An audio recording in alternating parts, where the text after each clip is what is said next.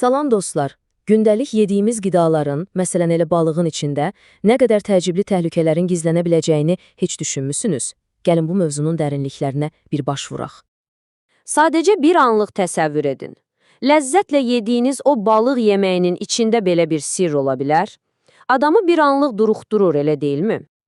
Bəli, tam olaraq 10 metr. Bu rəqəm özü-özlüyündə kifayət qədər şok edicidir. Amma bu nəyin uzunluğudur axı? Bu, insana yoluxa bilən ən böyük parazitlərdən birinin çata biləcəyi maksimum uzunluqdur və onun mənbəyi təəssüf ki, məhz düzgün bişirilməmiş balıq ola bilər. Yaxşı, indi gəlin bu təhlükələri daha yaxından tanıyaq. Süfrəmizə gələn balıq əslində hansı konkret riskləri daşıyır? Bilirsiniz, bütün qidaların müəyyən riskləri var, amma balıq çox tez xarab olduğu üçün xüsusi bir yer tutur. Ovlanmasından tutmuş, süfrəyə gələnə qədər ki, hər bir mərhələdə kiçik bir səhv çox ciddi fəsadlara, yəni qurd invaziyalarına, infeksiyalara və bildiyimiz o pis qida zəhərlənmələrinə yol aça bilər. İndi isə gəlin ilk düşmənimizlə tanış olaq. Bu, ölçüsü ilə insanı sözün əsli mənasında dəhşətə gətirən nəhəng bir işğalçıdır. Elmi adı biraz mürəkkəbdir, Diphilobotryoz.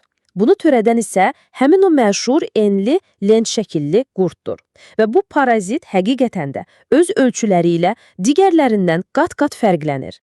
Deməli, əsas məsələ nədir? Bu parazit sadəcə bağırsaqda yaşamır. O, bizim üçün həyati vacib olan B12 vitaminini oğurluyur və nəticədə ciddi qan azlığına səbəb olur. Ən maraqlısı da odur ki, bəzən onun sürfələrini balığın ətində adi gözlə də görmək mümkündür. İndi isə keçək ikinci düşmənə. Bu, lent şəkilli qurd kimi nəhəng deyil, amma daha hiyləgərdir və bir o qədər də təhlükəlidir. Çünki birbaşa həyati bir orqanımıza hədəf alır. Bu xəstəliyin adı opistorxozdur.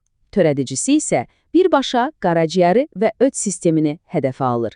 Bədənimiz üçün səssiz, amma çox dağıdıcı bir zərbədir. Bu parazitin törətdiyi zərər adi narahatlıq deyil, heç də. O, xolesistit, yəni öd kisəsinin iltihabı və angioxolit, yəni öd yollarının iltihabı kimi çox ciddi tibbi müdaxilə tələb edən vəziyyətlərə səbəb ola bilir. Ən pisi də odur ki, onun əsas daşıyıcısı çoxumuzun sevə-sevə yediyi çay balıqlarıdır. Yaxşı, bu qədər problemdən danışdıq, bəs bunun bir həlli yoxdur? Əlbəttə ki, var. Unutmayın, hər təhlükənin özünə məxsus bir zəif nöqtəsi var. İndi gəlin, bu müdafiə üsullarını bir-bir araşdıraq. İndi isə keçək ən vacib yerə, yəni praktik məsləhətlərə. Bu biliklərlə siz mətbəxinizi əsl qalaya çevirə və özünüzü bu görünməz təhlükələrdən tamamilə qoruya bilərsiniz. Bax, bu cədvəl bizim əsas bələdçimizdir. Gördüyünüz kimi, müxtəlif parazitlər tamamilə fərqli hazırlıq üsulları tələb edir.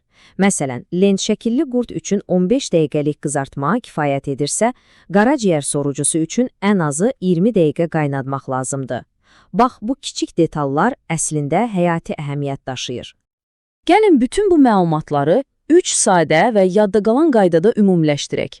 Birincisi, yaxşıca bişirin.